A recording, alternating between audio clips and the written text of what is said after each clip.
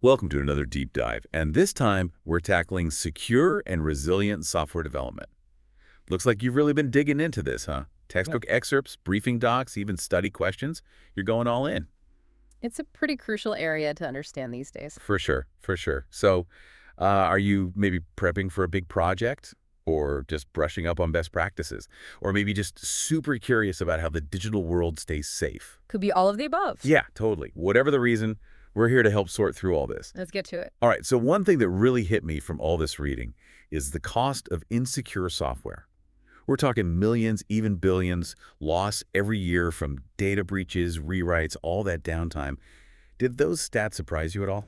Not really, sadly. It's a huge problem. And it often takes a major incident before organizations really prioritize security. It's true, it's true. It's that old saying, an ounce of prevention is worth a pound of cure. But speaking of those big incidents, you included some pretty wild real-world examples in this research. Hacked phones, Yeah. even runaway cars. Oh, and we can't forget those massive data breaches. Feels like we hear about a new one every week. It's crazy, right? Like that Heartland Payment Systems breach you mentioned, $130 million stolen just from a simple SQL injection vulnerability, makes you realize how important input validation really is. Yeah, absolutely. One little coding error can have massive consequences. And that's the thing about all these examples they show just how much software vulnerabilities can impact our lives. It's not just about things being inconvenient, it's about safety, privacy, financial security, the whole nine yards. It really makes you think about all the personal stuff we store on our devices and online, right? Definitely. But here's the thing that bugs me.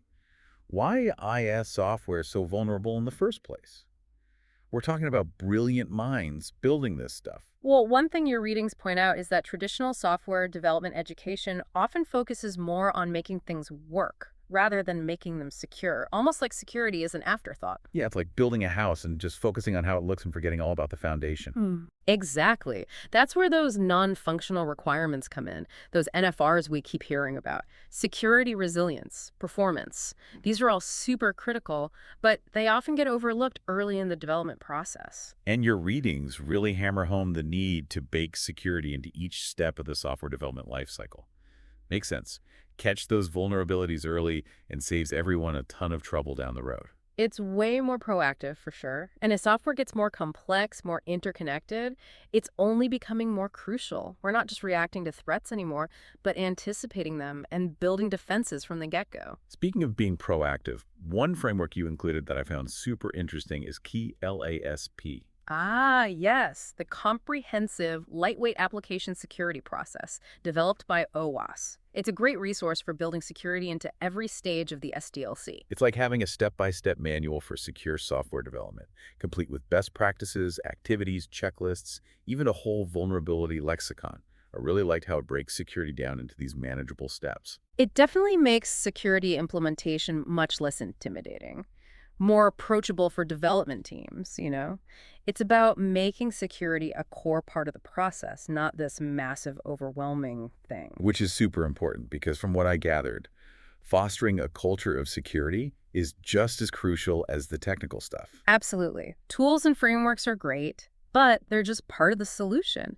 At the end of the day, it all boils down to the people, their understanding, and their commitment to security principles. Developers owning security, organizations prioritizing training, everyone being aware of the risks and taking steps to minimize them. It's all got to work together. Couldn't agree more. Yeah, totally. It really is a team effort. And that shift in culture, making security everyone's responsibility, that's something your sources talk about a lot. It's not just about checking off boxes and meeting those compliance rules. Right, right.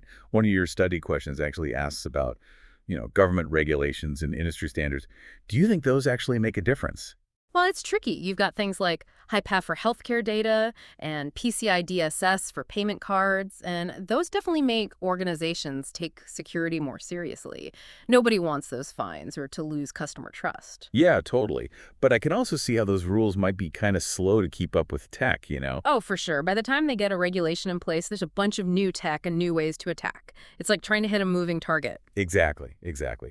So it seems like regulations, they're important, but they're not the whole solution. It's got to be a mix of things, right? Mm. Technical skills, everyone knowing about security, and that constant adapting you talked about before. Right on.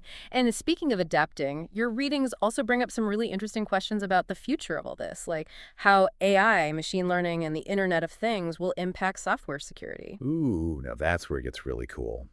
On one hand, those technologies could be huge for building more secure software. Think about it. Systems that can automatically spot and respond to threats, learning from attacks, adapting on the fly. It'd be like having a super smart security guard watching your code 24/7, catching anything suspicious before it becomes a problem. But then, like your readings say, these same technologies also bring a whole new set of weaknesses. Well, AI can be tricked, right? Leading to bad decisions. And with the IoT, we're hooking up billions of devices, each one a potential way in for attackers. yeah, it's a massive target that keeps getting bigger, which is why building security in from day one is so important. That brings us back to secure design, right? Yeah. You included a ton on threat modeling and secure design reviews. Those seem super important for building in security from the start. Absolutely. Threat modeling is all about thinking like the bad guys, trying to find all the ways they could attack the system. It's about finding those weaknesses in the design before anyone writes a single line of code. And then with secure design reviews, you're bringing in outside experts, getting a fresh set of eyes to double check for anything that got missed. Totally. Having someone else look at it can be huge, like having a security consultant come in and say, hey, you might want to make this wall stronger or add a guard tower over there. Love that analogy. But secure design is just the beginning, right? Once you have those secure plans, you got to make sure the actual building, the code, is secure too. That's where those secure coding practices come in. Exactly. It's all about using techniques and rules that make it less likely you'll accidentally add vulnerabilities while you're writing the code. So it's not just about making it work, it's about making it resistant to attacks. Your briefing docs talked a lot about input validation and how important it is to sanitize that data. Otherwise, you get things like SQL injection and cross-site scripting. Classic examples of tiny coding mistakes that can cause huge security problems. But even with the most secure design and super careful coding, stuff can still slip through, right? That's why testing is so important. Testing is all about finding and fixing any leftover problems that might have been missed. It's like putting the software through boot camp, testing its limits and seeing if it can survive different attacks.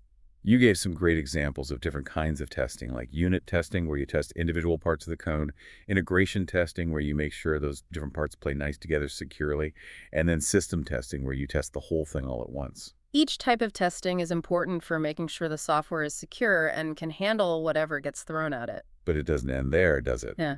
You've also got to keep watching and maintaining that software after it's out there, dealing with new threats that pop up. For sure. Ongoing monitoring and maintenance are super important for keeping things secure over time. It's like taking care of a car. You don't just drive it off the lot and never think about it again. You've got to get those oil changes, tire rotations, regular checkups. It's like a never-ending process, huh? Pretty much. One of your essay prompts asks about the ethical responsibilities of developers when it comes to, build a secure software. What do you think about that? It's a really good question. As we rely more and more on software, those vulnerabilities become even more serious.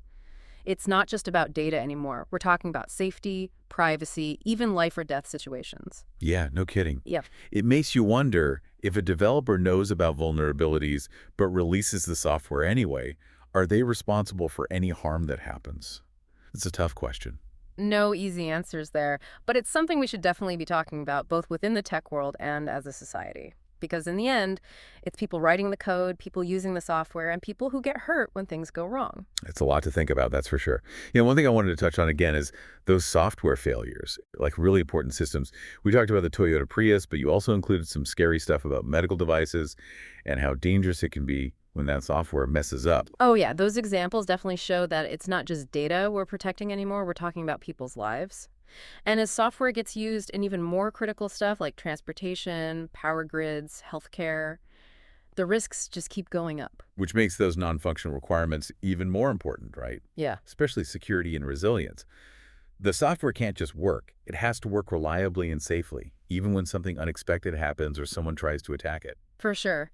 It all comes back to building security from the very beginning, like designing systems with backups, having strong testing, always monitoring things, and just having that culture of security awareness throughout the whole process. Right. Right.